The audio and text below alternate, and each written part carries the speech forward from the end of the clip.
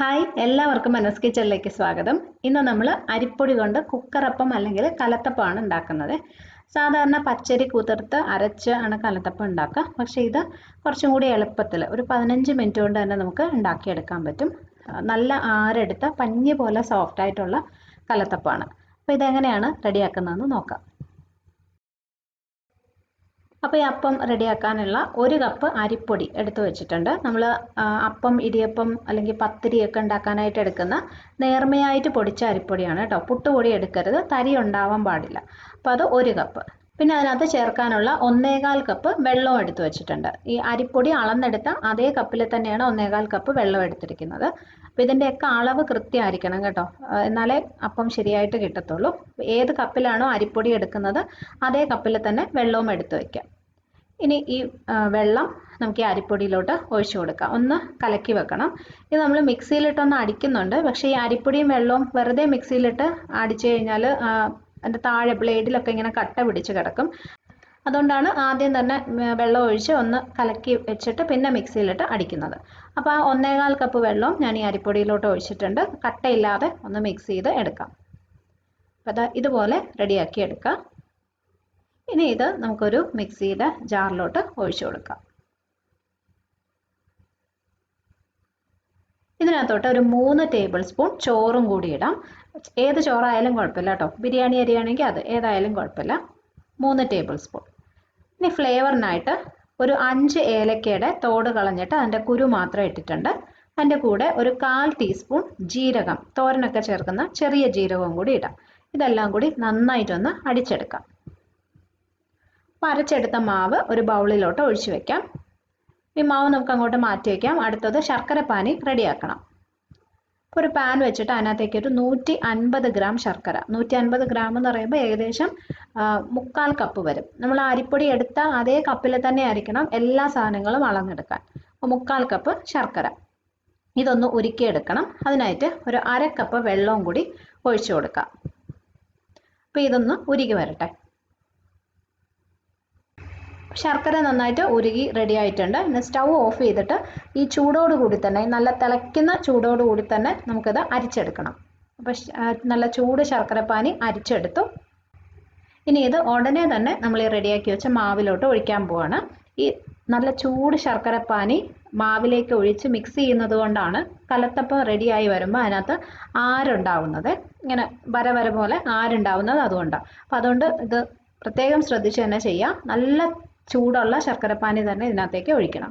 അതുപോലെ ഒരു കൈ കൊണ്ട് ഒഴിക്കുന്ന സമയത്ത് അടുത്ത കൈ കൊണ്ട് സ്പൂൺ വെച്ച് മിക്സ് ചെയ്തുകൊണ്ടേ ഇരിക്കുക. കാരണം ശർക്കരപ്പാനി ചൂടായതുകൊണ്ട് ഒഴിക്കുമ്പോൾ തന്നെ ചിലപ്പോൾ മിക്സ് ചെയ്തില്ലെങ്കിൽ അരിപ്പൊടി വെന്തിട്ട് കട്ട പിടിച്ചു പോകാനുള്ള ചാൻസ് ഉണ്ട്. അപ്പോൾ അത് ശ്രദ്ധിച്ച് തന്നെ ചെയ്യാം. അപ്പോൾ ഇതുപോലെ ഒരു കൈ കൊണ്ട് ഒഴിക്കുക, അടുത്ത കൈ കൊണ്ട് നന്നായിട്ടങ്ങ് മിക്സ് ചെയ്ത് കൊടുക്കുക. ഇതുപോലെ നല്ലോണം കട്ടയില്ലാതെ മിക്സ് ചെയ്ത് എടുക്കാം. ഇതാണ് ഇതിൻ്റെ ഒരു കൺസിസ്റ്റൻസി. മാവിൻ്റെ ഒരു പരുവം ഇതാണ്. അപ്പത്തിൻ്റെ മാവിനേക്കാളും ഒക്കെ കുറച്ചും കൂടി ലൂസായിട്ടുള്ളൊരു മാവാണ് കേട്ടോ. അപ്പോൾ നമ്മൾ എടുക്കുന്ന വെള്ളം, അതുപോലെ ശർക്കര പാനിയിൽ ചേർക്കുന്ന വെള്ളം, ഇതെല്ലാം കറക്റ്റായിട്ട് എടുത്തു കഴിഞ്ഞാൽ ഈ കൺസിസ്റ്റൻസിയിൽ കിട്ടും. ലാസ്റ്റ് ഇതിനകത്തേക്ക് ഒരു 1/4 ടീസ്പൂൺ ബേക്കിംഗ് സോഡ, അപ്പത്തിനൊക്കെ ചേർക്കുന്ന അപ്പക്കാരുണ്ടല്ലോ, അതും കൂടി ചേർത്ത് കൊടുക്കാം. അപ്പോൾ അത് ജസ്റ്റ് ആ മാവ്, കുറച്ച് മാവ് എടുത്തൊന്ന് മിക്സ് ചെയ്തിട്ട് ചേർത്ത് കഴിഞ്ഞാൽ നല്ലതാണ്. എല്ലാ സ്ഥലത്തും ഒരുപോലെ അങ്ങ് മിക്സ് ആയിക്കൊള്ളും. ഇത്രയേ ഉള്ളൂ, മാവ് റെഡി ആയിട്ടുണ്ട്. ഇനി നമ്മളിതൊരു കുക്കറിലാണ് ഉണ്ടാക്കാൻ പോകുന്നത്. അപ്പോൾ ഞാനൊരു 3 ലിറ്ററിൻ്റെ കുക്കർ എടുത്തിട്ടുണ്ട്. അതിനകത്തേക്ക് കുറച്ച് നെയ്യ് ഒഴിച്ചു കൊടുക്കാം. ചിലർ കുറച്ച് നെയ്യും കുറച്ച് വെളിച്ചെണ്ണയും രണ്ടും ഒഴിച്ച് മിക്സ് ചെയ്ത് ഒഴിച്ചും ചെയ്യാറുണ്ട്. അപ്പോൾ ഞാനിന്നിപ്പോൾ നെയ്യ് മാത്രമേ ചേർത്തിട്ടുള്ളൂ. അപ്പോൾ നെയ്യ് ചൂടായി വരുമ്പോൾ കുറച്ച് തേങ്ങാക്കൊത്ത് ഇട്ട് കൊടുക്കാം. ഒരു 2-3 ടേബിൾ സ്പൂൺ തേങ്ങാക്കൊത്തിട്ട് നന്നായിട്ടൊന്ന് വറുത്തെടുക്കാം. തേങ്ങാക്കൊത്തൊന്ന് മൂത്ത് വരുന്ന സമയത്ത് ഇതിനകത്തേക്ക് ഒരു 10 ചെറിയ ഉള്ളി കനം കുറച്ച് അരിഞ്ഞതും കൂടി ഇട്ട് അതും കൂടി ഒന്ന് മൂപ്പിച്ചെടുക്കണം.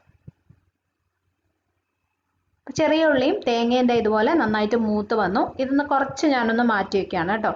ലാസ്റ്റ് അപ്പത്തിൻ്റെ മുകളിലൊന്ന് നേരെ ഒന്ന് സ്പ്രെഡ് ചെയ്ത് കൊടുക്കാൻ വേണ്ടിയിട്ട് കുറച്ചൊന്ന് മാറ്റി വയ്ക്കാം. ഇനി ഇതിനകത്തേക്ക് നമ്മൾ റെഡിയാക്കി വെച്ചിരിക്കുന്ന മാവ് ഒഴിക്കാൻ പോവാണ്. മാവ് ഒഴിക്കുന്ന സമയത്ത് ഹൈ ഫ്ലെയിമിലായിരിക്കണം. കുക്കർ നല്ല ചൂടുമായിരിക്കണം. ഒഴിക്കുമ്പം ആ ഒരു സൗണ്ട് കേൾക്കണം. അതുപോലെ ചൂടായ കുക്കറിലോട്ട് തന്നെ മാവ് ഒഴിക്കുക. അത് പ്രത്യേകം ശ്രദ്ധിക്കേണ്ട കാര്യമാണ് കേട്ടോ.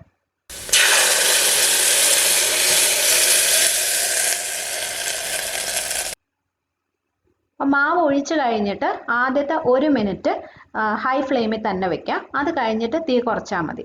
ജസ്റ്റ് 1 മിനിറ്റ് ഹൈ ഫ്ലെയിമിൽ തന്നെ വെക്കാം. അപ്പോൾ അതിൻ്റെ മുകളിലോട്ട് ഞാൻ നേരത്തെ മാറ്റി വെച്ച ചെറിയ ഉള്ളിയും തേങ്ങാക്കൊത്തും ഉണ്ടല്ലോ, അത് ബാക്കി ഒന്ന് ഇട്ട് കൊടുത്തു. എല്ലാ സ്ഥലത്തും ജസ്റ്റ് ഇങ്ങനെ ഒന്ന് ആക്കിയിട്ട് കൊടുക്കാം. ഇനി തീ കുറച്ച് ലോ ടു മീഡിയം ഫ്ലെയിമിൽ വെച്ചിട്ട് നമുക്ക് കുക്കർ അടയ്ക്കാം. കുക്കറിൻ്റെ വെയിറ്റ് ഇടാതെ വേണം ഇത് വേവിക്കാനായിട്ട്. അപ്പോൾ ഇപ്പോൾ ലോ ഫ്ലെയിമിനും മീഡിയം ഫ്ലെയിമിനും ഇടയിലിട്ട് ആണ് നമ്മൾ വേവിക്കുന്നത്. അപ്പോൾ ഇതിനകത്തുനിന്ന് ഒരു കുറച്ച് സമയം കേട്ടോ, ഒരു 3-4 മിനിറ്റ് ഒക്കെ കഴിയുമ്പം ചെറുതായിട്ട് ആവി വന്നു തുടങ്ങും. അത് കഴിഞ്ഞ് പിന്നെ ഒരു 6 അല്ലെങ്കിൽ 7 മിനിറ്റ്, ചെറിയ വ്യത്യാസമൊക്കെ വരും കേട്ടോ. 6 അല്ലെങ്കിൽ 7 മിനിറ്റ് ആകുമ്പോൾ നല്ലതായിട്ട് ഇതിനകത്തുനിന്ന് ആവി വരും, നല്ല ചൂടുള്ള ആവി പുറത്തേക്ക് വരും. ആ സമയത്ത് തന്നെ സ്റ്റവ് ഓഫ് ചെയ്യണം. അതിൽ കൂടുതൽ വേവിച്ച് കഴിഞ്ഞാൽ അടി കരിഞ്ഞു പോകും. അതുകൊണ്ടാണ്. അപ്പോൾ അത് നോക്കി തന്നെ നിൽക്കുക. നന്നായിട്ട് ആവി പുറത്തേക്ക് വരുമ്പോൾ തന്നെ സ്റ്റവ് ഓഫ് ചെയ്യുക. അപ്പോൾ അതേ ഞാനിത് വെച്ചിട്ടൊരു 6 മിനിറ്റ് ആയിട്ടുണ്ടായിരുന്നു. അപ്പോൾ കണ്ടോ, നന്നായിട്ട് ആവി ഇങ്ങനെ വന്നു തുടങ്ങി. അപ്പോൾ തന്നെ സ്റ്റവ് ഓഫ് ചെയ്ത് മാറ്റി വയ്ക്കാം. ഓഫ് ചെയ്ത് കഴിഞ്ഞിട്ട് ഉടനെ തന്നെ തുറക്കരുത്. ഇതിൻ്റെ ആവിയെല്ലാം പോയിട്ട് കുറച്ചൊന്ന് തണുത്തതിന് ശേഷം തുറന്നാൽ മതി. എന്നാലേ അത് കറക്റ്റായിട്ട് കുക്കായി കിട്ടത്തുള്ളൂ. അപ്പോൾ കുക്കറിൻ്റെ ആവിയൊക്കെ പോയി കുറച്ചൊന്ന് തണുത്തിട്ടുണ്ട്. നമുക്കത് തുറന്ന് നോക്കാം. കണ്ടോ, നല്ല പാകത്തിന് റെഡിയായി വന്നിട്ടുണ്ട്. സൈഡൊക്കെ ചെറുതായിട്ട് ഇങ്ങനെ വിട്ട് വന്നിട്ടുണ്ട്. ഒട്ടും കരിഞ്ഞിട്ടൊന്നുമില്ല കേട്ടോ. അപ്പോൾ ഇതിൻ്റെ സൈഡ് ഒരു കത്തി എന്തെങ്കിലും വെച്ച് ഒന്നിങ്ങനെ ഇളക്കി കൊടുത്തിട്ട് നമുക്ക് ഇത് പുറത്തേക്ക് എടുക്കാം. നല്ല കുറച്ച് തണുത്തിട്ട് എടുക്കുവാണെങ്കിൽ നമുക്ക് പൊടിയാതെ ഈസി ആയിട്ട് ഇങ്ങനെ എടുക്കാൻ പറ്റും. അപ്പോൾ ഇത് നമുക്കിനി ഒന്ന് കട്ട് ചെയ്ത് നോക്കാം. നല്ല സോഫ്റ്റാണ്. നമ്മൾ പച്ചരി കുതിർത്ത് അരച്ചൊക്കെ ഉണ്ടാക്കുന്നേക്കാളും വളരെ എളുപ്പമാണ് ഇത് ഉണ്ടാക്കാൻ. എന്നാൽ അതുപോലെ തന്നെ കിട്ടുകയും ചെയ്യും. കണ്ടോ, അതുപോലെ തന്നെ നല്ല ആരുള്ള നല്ല സോഫ്റ്റായിട്ടുള്ള അപ്പമാണ് കേട്ടോ. കഴിക്കാൻ നല്ല ടേസ്റ്റുമാണ്. കലത്തപ്പമൊക്കെ ട്രഡീഷണൽ ആയിട്ടുള്ള ഹെൽത്തി ആയിട്ടുള്ള സ്നാക്കുകളാണ്. അപ്പോൾ നിങ്ങൾ വീട്ടിലുണ്ടാക്കി നോക്കണം. ഈ റെസിപ്പി നിങ്ങൾക്ക് ഇഷ്ടമായെങ്കിൽ ലൈക്ക് ചെയ്യാനും ഷെയർ ചെയ്യാനും മറക്കരുത്. ചാനൽ സബ്സ്ക്രൈബ് ചെയ്തിട്ടില്ലാത്തവരുണ്ടെങ്കിൽ ഒന്ന് ചെയ്തേക്കണേ. അപ്പോൾ ഇതുപോലെ തന്നെ നല്ല റെസിപ്പീസുമായിട്ട് വീണ്ടും കാണാം. Bye friends, thank you for watching.